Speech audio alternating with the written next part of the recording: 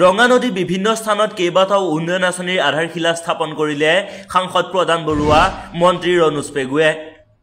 অসম চৰকাৰে 2024-25 বিত্তীয় বৰ্ষত আগবঢ়োৱা আনটাইপ পুঁজিৰ জৰিয়তে লখিমপুৰ জিলাৰ ৰঙা নদী বিধানসভা সমষ্টিত ৰূপায়ণ কৰিবলৈ লোৱা দুটাকৈ আঁচনি আজি লখিমপুৰ জিলাৰ অভিভাৱক মন্ত্ৰী তথা শিক্ষা বিভাগৰ মন্ত্ৰী ডাঃ ৰণোজ পেগুৱে শুভাৰম্ভ কৰে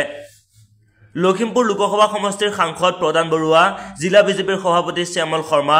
প্ৰাক্তন সভাপতি ফণীধৰ বৰুৱা ৰঙা নদী মণ্ডল বিজেপিৰ সভাপতি প্ৰেম বৰা সিংৰা মণ্ডল বিজেপিৰ সভাপতি পাপু হাজৰিকা প্ৰমুখ ব্যক্তিসকলৰ উপস্থিতিত দোলোহাট বজাৰস্থিত বিষ্ণুৰাভা নাট্যকলা মঞ্চৰ আধুনিকীকৰণ আঁচনিৰ শুভাৰম্ভ কৰে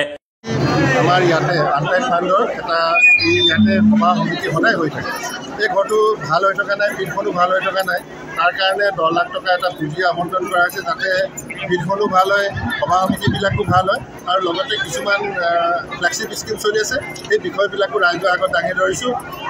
যাতে সকলোৱে ঘৰবিলাক পাব পাৰে দুখীয়া মানুহ বাদ নপৰে ধনী মানুহ যাতে সোমাব নোৱাৰে গতিকে এই সভা সমিতিবিলাকৰ জৰিয়তে আমি সজাগতাও কৰি আছোঁ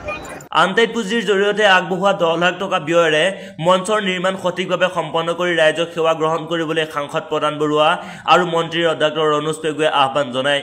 আনহাতে লালুক 12 মাইলত অৱস্থিত লালুক নাওবৈচাৰ আঞ্চলিক টাই সংস্কৃতি উন্নয়ন সমিতি লাচিত ক্ষেত্ৰৰ নিৰ্মাণ কাৰ্যৰো শুভাৰম্ভ কৰে 8 লাখ টকা ব্যয়েৰে নিৰ্মাণ কৰিবলগীয়া টাই সংস্কৃতি উন্নয়ন সমিতিৰ গৃহ নিৰ্মাণৰ জৰিয়তে টাই আহোমসকলৰ সৃষ্টি প্ৰতিভা বিকাশৰ লগতে ভাষা সংস্কৃতি কৃষ্টি সংস্কৃতিৰ চৰ্চাৰ ক্ষেত্ৰত লাচিত ক্ষেত্ৰৰ নিৰ্মাণ কাৰ্য উপকৃত কৰিব বুলি বক্তব্যত সাংসদ বৰুৱাই উল্লেখ কৰে Lalit Hazarika report UA news আজি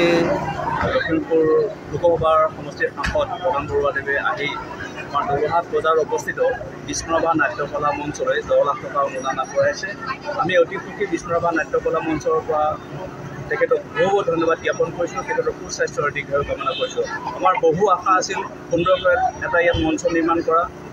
আমাৰ 2001-2002 চনত সেই সময় চিপিআই সাংসদ বিকল্প বৰগোহাঁইদেৱে 2 লাখ টকা দিছিল তাৰ পিছৰ পৰ্যায়ত তাৰ পৰা আমি ফাণ্ড পোৱা নাছিলোঁ আমি অনুৰোধ জনাইছিলোঁ সাংসদ মহোদয় আৰু সাংসদ মহোদয়ে আহি